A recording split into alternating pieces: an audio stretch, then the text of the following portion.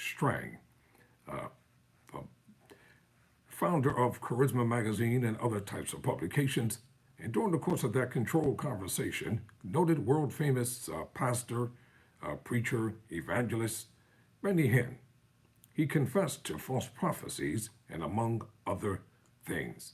So take a look at a clip of this short video, and at a later date, I will bring you, when it's made available, the entire conversation that Benny Hinn had. But for now, here's an excerpt. And the question is, why now? Give me 1 second here and we'll get it queued up. All right, here we go. Pastor Benny Hinn reached out to Stephen Strang for a podcast. This is Stephen Strang, and welcome to the Strang Report podcast. My guest today is none other than Benny Hinn. He reached out to me recently about doing a podcast, and today you're going to want to stay tuned to my exclusive interview with Pastor Benny Hinn. And in that podcast, there was a lot of discussion that was brought up, one of which was his current focus in life and ministry. And also, interestingly, he made mention of some things some persons might want to consider confession, talking about a time when he was pressured into giving fake prophecies. And also, he spoke about the prosperity gospel. Of course, this is not the first time he had actually came out to make confession about the prosperity gospel. But the question is this: why is he coming out this time? Considering the fact that he was the one that reached out to this Stephen Strang for this podcast. All right. So this is just a part of the video. There will not be a part two, and maybe by then we'll be able to answer the question that is in people's mind: why is he coming out with this podcast at this time? Let's see what he has to say. Longevity is dancer. I've been in ministry now 50 years. It'll be 50 years this year.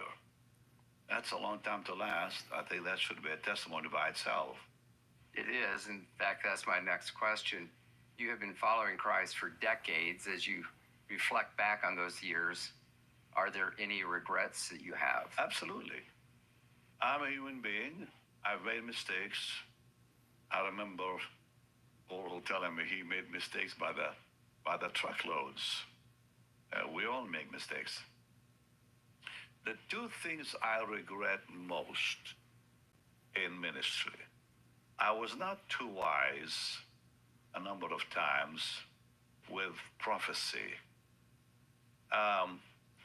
Number one, I had guests come to the crusades that I think brought harm to not only people's lives, but also to my reputation, because their prophecies were not really prophecy. They went outside the borders of redemption. Because anything that's outside redemption is not prophecy. We know, of course, that prophecy is for edification, exhortation, and comfort, but it must be within redemption. And when people come who go beyond that, we should not allow that. And sadly, I allowed it, and then I stopped. But that was years ago when I stopped. And then there were times when I thought God had showed me something that he wasn't showing me, and I spoke it out. But in 1 Corinthians 13, we see very clearly that we all prophesy in part. That means we don't see the full picture. And sadly, and I wish I can go back and fix it, but sadly, there were some prophecies I gave that were not accurate or from the Lord. But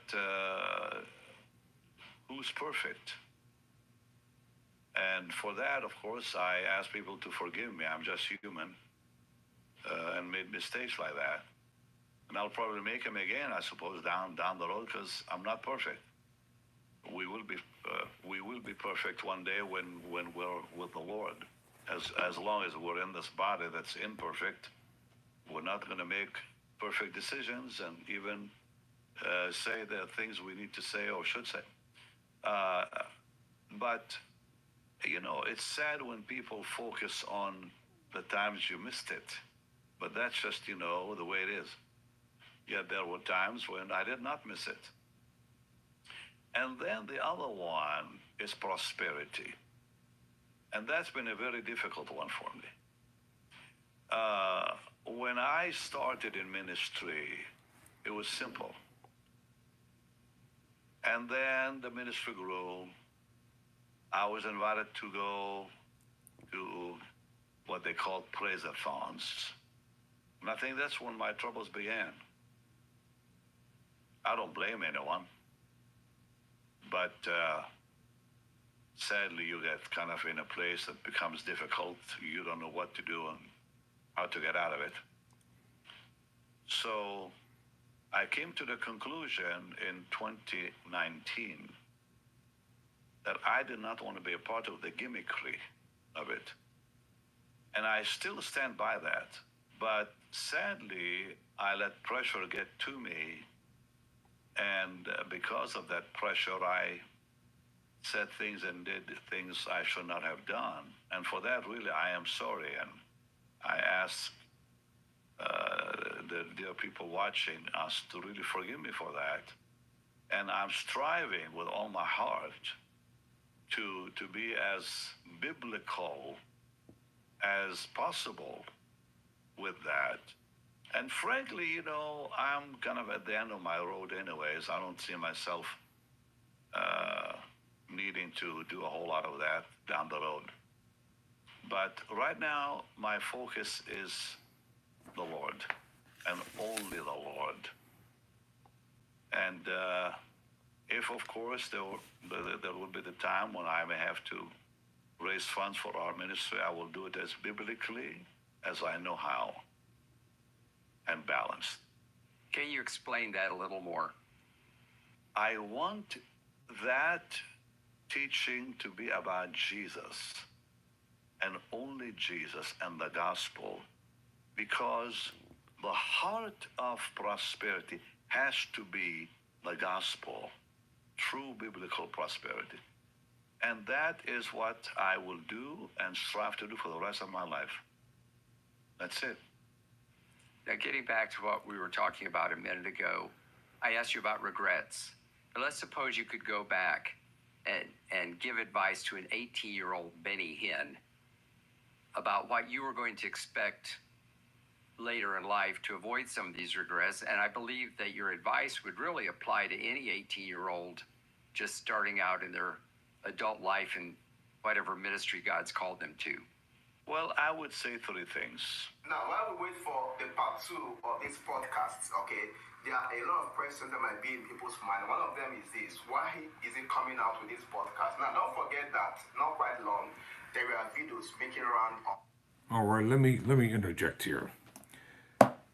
I'll tell you what's disturbing about this excerpt, and I'm going to do some thorough research, and I'm going to bring a full detailed video about this.